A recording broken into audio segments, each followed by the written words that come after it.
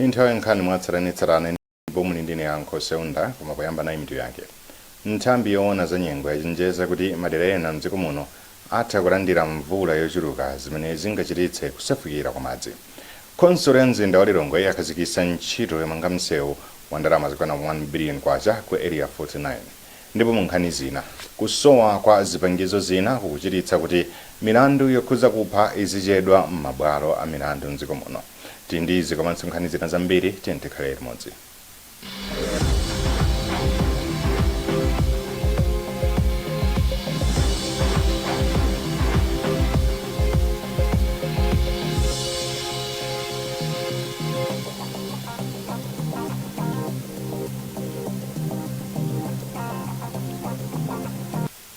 Nthambi yoona za nyengo yachenjeza kuti madera ena mdziko muno atha kulandira mvula yochuluka chaka chino zimene zingachititse kusefukira kwa madzi. Nthambi yatinso madera ambiri mdziko muno mvula igwa bwino koma chachikulu nchakuti anthu akhale okonzeka. Matthews Kasanda walemba ripoti. Mkulu wa nthambi yoona za nyengo mdziko muno Ajola Munkhogwe wati anthu mdziko muno akonzekere kuti madera ena mutha kuzakhala vuto la kusefukira kwa madzi kamba ka mvula yamphamvu. Koma iwo anapitirizanso kufotokoza kuti kuyambira mu Oktoba chaka chino kuzafika March chaka cha 2021 madera ambiri mukhala mukugwa mvula yokwanira yomwe ingathandizire kuti zokolola zikule bwino. Ndipo mupeza kuti madera ena kukhala mvula yochuluka yoti kuzakhalanso madzi osefukira. Komanso yati pakadali pano ikufunisitsa kukhala ndi nyumba zosungira katundu pafupifupi boma lililonse mdziko muno ndi cholinga choti zithamangira kumalo angozi msangamsanga. Khonsolo ya mzinda wa Lilongwe yakhazikitsa msewu wa ndalama zokwana 1 billion kwacha ku area 49. Mkulu woona zomangamanga kukhonsoloyi Cleverson Nyando wati ntchito yomanga msewu itenga miyezi 4 kuti ithe. Wezigausi ali ndi ripoti. Khonsolo ya mzinda wa Lilongwe yati iyo ndiyokhonzeka kukhonza komanso kumanga misewu yabwino imene ithandizire kumayendedwe komanso kunyamula katundu kuchoka mbali ina kupita mbali ina. Anyando ati msewu aukhonza kuchoka ku msewu wa Fumbi kufika ku msewu wa Tala. Kaso tili mapulani ambiri ya opanga misewu. Mwina mwachitsanzo ndingangoti pakali panopa tikupeza consultant amene atipangire design misewu yokwana 70 kilometers.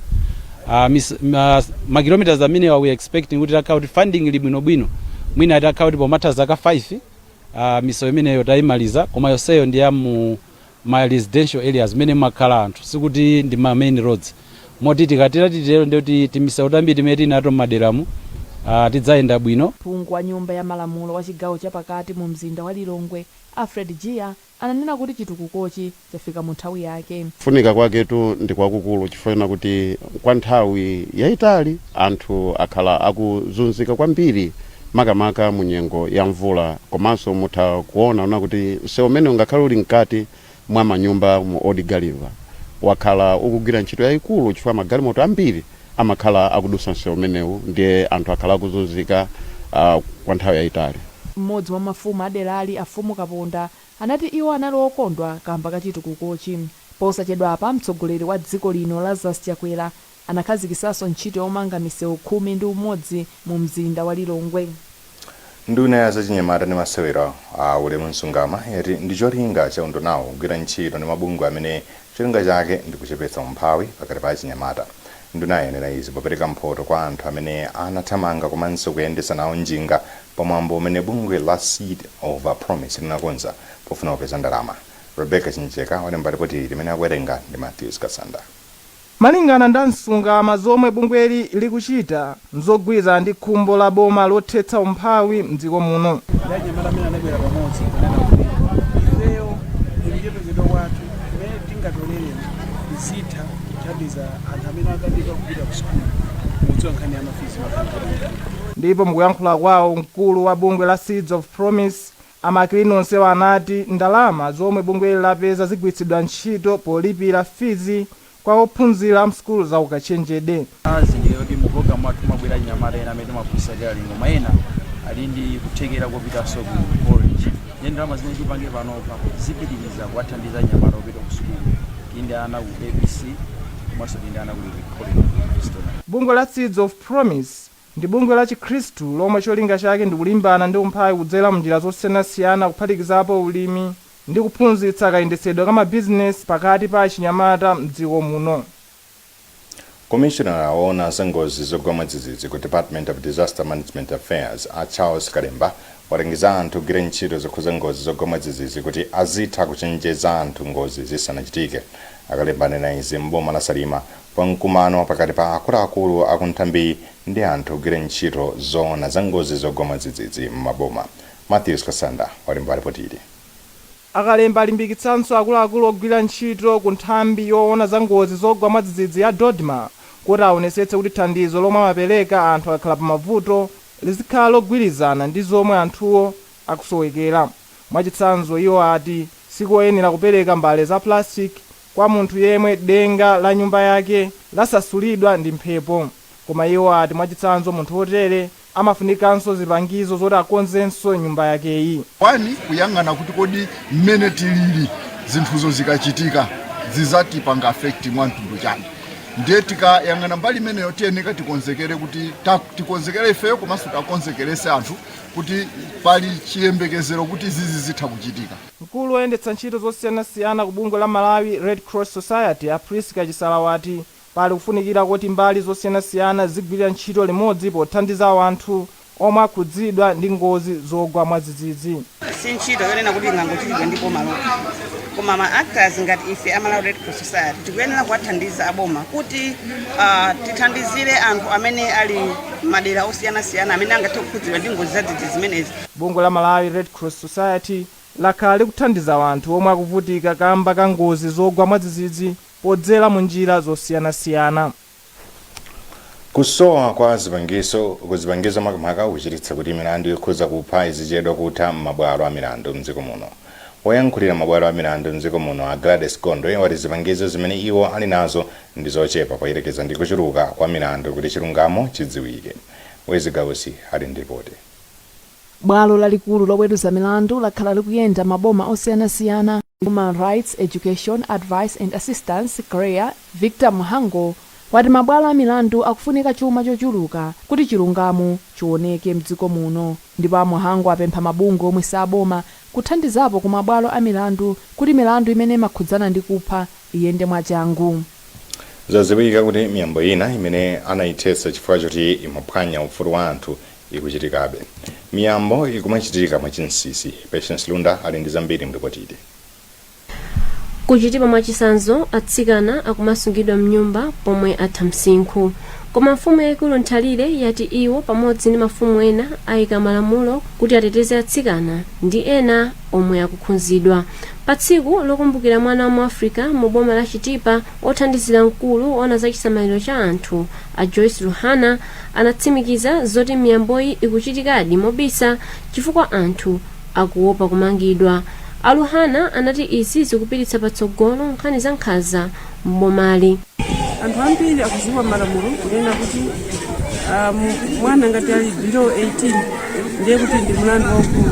Mwachoncho anthu amayesesa kuthandizana, komabe amayesesa kuti mauza mafumu komanso community kunena kuti azinena zikachitika. Bungwe la Action Aid layamba kuchititsa maphunziro zakuipa kuchita miyamboyi. Mkulu wa bungwe la Action Aid ku chigawo cha Kumpoto Astonat Matise anati pakufunika kuti pachitike zambiri kuti mchitidwewu uthe. Zambiri chifukwa chakusadziwa mwina makolo amangoona kuti mwana akatha msinkhu iwo amachiona ngachofunika kuti mwana uchakhoza kukwatiwa, nkumpezera banja kuti akwatire nawo pamene mwana uchasale wokonze kuti mwina akhoza kukwatiwa, mwina ndi zaka zochepa sanakwatirenso pa msinkhu kuti akhoza kukwatiwa. Amayi ndi atsikana amakhala oyambirira omwe amakhudzidwa ndi miyambo yosiyanasiyana mdziko lino. Bungwe la Malawi Law Society lati ndikoyenera kuchotsa anthu amene amakhala nawo poweruza milandu yokhuza kugwira ntchito mabwalo a milandu ya mtundu industrial relations chifukwa anthuwa amachedwetsa milandu. Atsogoleri a bungweli anena izi mu mzinda wa Lilongwe pa mtsutso umene bungwe la Human Rights Consultative Committee lidakonza pa nkhani ya kusintha kwa malamulo a ntchito otchedwa Employment and Labor Relations Amendment Bill. Wezigawusi ali ndi ripoti. Lamulo limene dziko lino likugwiritsa ntchito pakadali pano loona za ntchito linapereka gawo lina limene mauza bwalo limene limaweruza nkhani za ntchito kuti azikhalapo anthu angapo poweruza milandu ya ntchito. Poweruza milandu bwaloli limakhala ndi oweruza milandu amene amachokera ku bwalo la milandu komanso anthu ena ochokera ku mabungwe monga Malawi Congress of Trade Unions komanso Employers Consultative Association of Malawi mwa ena. Ndipo mlembi wamkulu ku bungwe la Malawi Law Society a Crispin Ngunde ati pamene dziko lino likadapitirira kuva maganizo a anthu za kusinthanso kwa lamulo la ntchito la Employment and Labor Relations Amendment Bill, iwo akufuna kuti gawo limene limapereka kuti oweruza milandu azikhala ndi anthu ena lisinthidwe. Ife ngati Malawi Law Society maganizo athu kwambiri ali mbali ziwiri. Pali gawo loyamba ndi zokhuzana ndi kuchotsa kwa anthu amene amayimirira antchito komanso amene amayimirira olemba ntchito amene milandu yokhuzana ndi za ntchito ikugamulidwa. Ife maganizo athu ndonena kuti mmene taonera ndi mmene milandu imayendera ku Industrial Relations Court timaona ngati kuti maganizo owachotsa mbali ziwiri zimenezi zitichitira bwino kuti milandu izitayenda mwachangu ku Industrial Relations Court. Ndipo apampando wa bwalo la Industrial Relations Court Austin Msoya anagwirizana nazo za pempho la Malawi Law Society. Nkhani amene amathandizira kugamula milandu kwa IRC ikukhala ngati ikuvuta chifukwa aliyense ali ndi mbali yake. Pali ena amene sakufuna kuti mapanelist aja achoke. Pali ena akufuna kuti mapanelist aja atachoka kuti mwina ntchito ya court iziyenda mwachangu. Pakadali pano Msoya apempha mabwalo oweruza milandu kuti ngati kungatheke alembe anthu okhazikika amene aziweruza milandu pa nkhani ya ntchito. Tipitirize kupatsirani nkhanizi mukatha kuonera izi.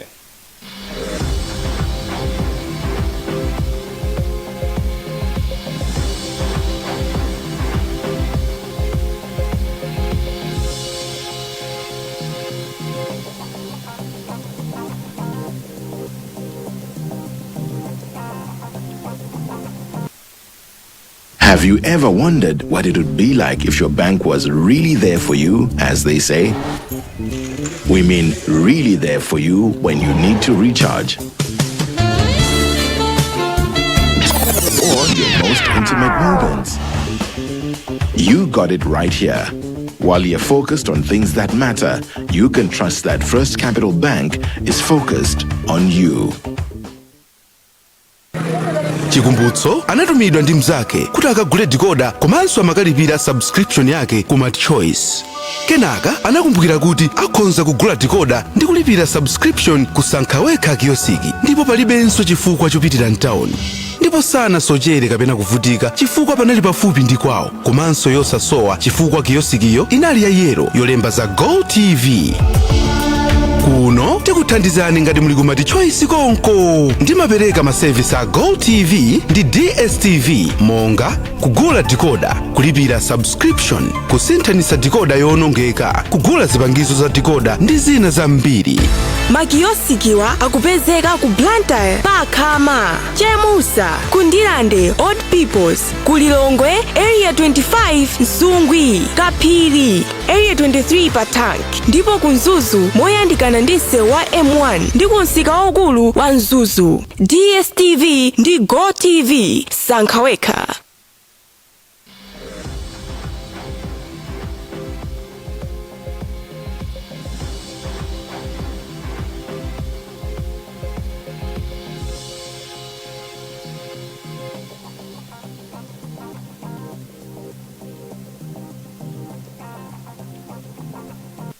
Popitiriza nkhanizi ophunzira wina pa sukulu ya ukachenjede ya Malawi University of Business and Applied Sciences MUBAS Ronaldo Gondwe anyamuka mdziko muno lolemba kupita ku India kumene akalandire thandizo la mankhwala kamba vuto la maso. Amalawi pafupifupi 93 asonkhana ndalama zokwana 6 million kwacha kuti mnyamatayo akalandire thandizoli ku India. Gary Samati watsani nkhani yonse. Malingana ndi Gondwe, iwo anayamba kudwala matenda wa mchaka cha 2018. Poyankhula ndi olemba nkhani mu mzinda wa Blantyre, iwo ati magalasi amaso akhalasa akuwathandiza. Ndipo potsatira izi, anawuzidwa kuti akuyenera kupita ku dziko la India kuti iwo akalandire thandizo loyenera. ine ndothokoza ndi kuyamika kwa aliyense amene wachitapo kanthu chifukwa vuto ili ndela ndivutisa ndi kuona kuti thandizo labwera ya ndinothokoza kwambiri. ndalama yopitirira ku india yapezeka pamene banja lina la mijiga linayendetsa ndondomeko yopempha anthu. Rachel Mijiga omwe anayimira banjali ati iwo ndokondwera ndi thandizoli. Anapanga di Mr. Mijiga, Mr. Wilkins Mijiga anasonkesa ndalama kwa zinzawo kwa mala wa chifundo, anapereka anthu ndi tomolo wa manja kupeza kuti ndalama zonse mene makwana masiku 6 zinakwana kuti Ronaldo ndalama yake athe kuenda kupita ku India kuti akalandire chithandizo chamaso. Ndi pamene tili lero agondo akuyenera kukakhala ku India masiku okwana 23 ndipo iwo apita limodzi ndi mayi awo. Sinodi ya Blantyre mu mpingo wa CCP ati makwaya ake athandizira pakukula kwa mpingowu. Mkulu woona za mayimbidwe ku sinodi Margaret Kankwamba ndiye wanena izi pamene kwaya yandirande makata CCP men imakondwerera kuti yakwanisa zaka 50 ikutumikira kudzera m'mayimbidwe. Isaac Salima ali ndi nkhani yonse. Beautiful, so saving joy, oh joy in my soul. Kwa zaka zochuluka mpingo wa ndirande makata CCP wakhala kudziwika kwambiri ndi magulu oyimba amene athandiziranso kuti mpingowu udziwike kwambiri. Imodzi mwa makwaya akale kwambiri pa mpingowu ndi ndirande makata CCP men imene yakhala ikukondedwa kwambiri kamba ka nyimbo zake zosisimutsa. Kuchoka chaka cha 1971 gululi lakhala likuchitabe bwino ndipo chaka chino likukondwerera kuti takwanisa zaka 50 likutumikira uthenga wa Mulungu kudzera m'mayimbidwe. Mkulu woyang'anira za mayimbidwe ku sinodi ya Blantyre Margaret Kankwamba adati mpingowu sungagwire ntchito zake opanda makwaya amene athandiziranso kuti mpingowu ukule mu uzimu. Ndipo kufika zaka 50 simasewera. Anthu amene akusonyeza kuti akumana ndi zovuta zambiri koma analembabe kumutumikira Ambuye. Ndipo kupempha Mulungu yemweyo kuti apitirize kukhala nawo komanso iwo akhale mu Mulungu omweyo mwakumuimbira Mulungu mosatopa. Ndi tikuzonena kuti pali akuluakulu amene alipo ndipo asasirepo mposhoti akula koma apitizebe kumuimbira Ambuye. Charles Kumbani amene ndi m'busa pa mpingo wa makata adathokoza mamembala a kwayayi kamba kukhazikika pa cholinga chimene kwayayi adayikhazikisira. Mwambo umenewu ndiofunikira kwambiri. Choyamba ngati mpingo tikunyadira kuti kwaya yathu ya church kwaya yatumikira Mulungu kwa zaka 50. Ndipo mukuziwa ino kufunika kwa mayimbidwe umoyo wa munthu umoyo wa kuzimu ndiye tikunyadira kuti mayimbidwe akupitabe pasogolo pa mpingo wathu. Mlembi wamkulu wa gululi Aluwa Bikapite adati zaka 50 zapitazi zakhazi zabwino komanso pena ndi mavuto ake. Ulendo wa zaka 50 wakhala wopambana koma sumalephera zovuta yayi. Panali zovuta zimene timakumana nazo koma Mulungu watipyoletsa zovuta zimenezo mpaka tatha kufika zaka 50. Ndipo tikuthokoza kumwamba kuti zatheka. Sitimayembekeza kuti zikhoza zochitika koma chifukwa cha Mulungu kumwamba zatheka. Mpingo wa ndirande makata CCP uli ndi magulu oyimba okwana 12 kuphatikizapo magulu ena odziwika bwino monga Mount Sinai, Chisisimuso komanso Life in Jesus. Bishop Peter chifukwa wa diocese ya Dedza mu mpingo wa Katolika wati atumiki a Mulungu amakumana ndi mavuto pa ntchito yawo ndipo nkofunika kuti mkhalakale pa ntchitoyi azilimbikitsa ena. Achifukwa anena izi pamwambo wokondwerera ntchito imene ena mwa asisteri mpingo akhala kugwira kwa zaka zochuluka. Matthews Kasanda ali ndi zambiri. Atatu mwa masisteri akatolikawa amasangalala kuti akwanitsa zaka 62 agwira ntchito yawo, pomwe atatu mwa iwo amasangalala kuti akwanitsa zaka 25 ndipo mmodzi mwa iwo amachita malumbiro ake wotsiriza. Bishop chifukwa ati masisteriwa apitirize kukhala chitsanzo kwa ena. Iwo wanso akupereka chitsanzo kwa ena amene akubwera mbuyo. Moyo wa masiku ano uli ndi challenges ambiri ndiye timafunika tilimbe mtima kuti Mulungu adzionetsa mphamvu yake mwa ife. Sister Pepecho Zitande wakhala ali sisteri kwa zaka 62. Zimene adazifunazo azigwiritse chifukwa munthu kuti ufike ku sisteri nakasikuti masitepe koyambira kumwina kumawawa koma kumudzi timalandira mafuta kulikonse kuchito timalandira mafuta ali mpentina monga ife talimbira zaka 62 zonse. Sisteri wamkulu pansi pa chipani cha Sisters of St. Teresa of Child Jesus Agnes Jonas walimbikitsa asungwana a mpingowu kuti nawonso atha kukhala masisiteri amene akufunitsitsa kutilondola asanyalanyazi atha kupeza vocation promoter athu ndipo afotokozerera. Mapemphero a chikondwererochi anachitikira ku parish ya Mlale mu mzinda wa Lilongwe.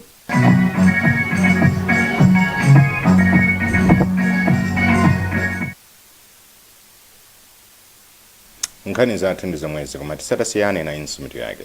Nthambi yoona za nyengo yachenjeza kuti madera ena mdziko muno atha kulandira mvula yochuluka zimene zingachititse kusefukira kwa madzi. Konsolo ya mzinda wa Lilongwe yakhazikitsa ntchito yomanga msewu wa ndalama zokwana 1 billion kwacha ku area 49 ndipo mu nkhani zina kusowa kwa zipangizo kuchititsa kuti milandu yokhuza kupha izichedwa m'mabwalo a milandu mdziko muno. Kumbukirani kuti mutha kupeza nkhanizi ndi zina zambiri pa makina a internet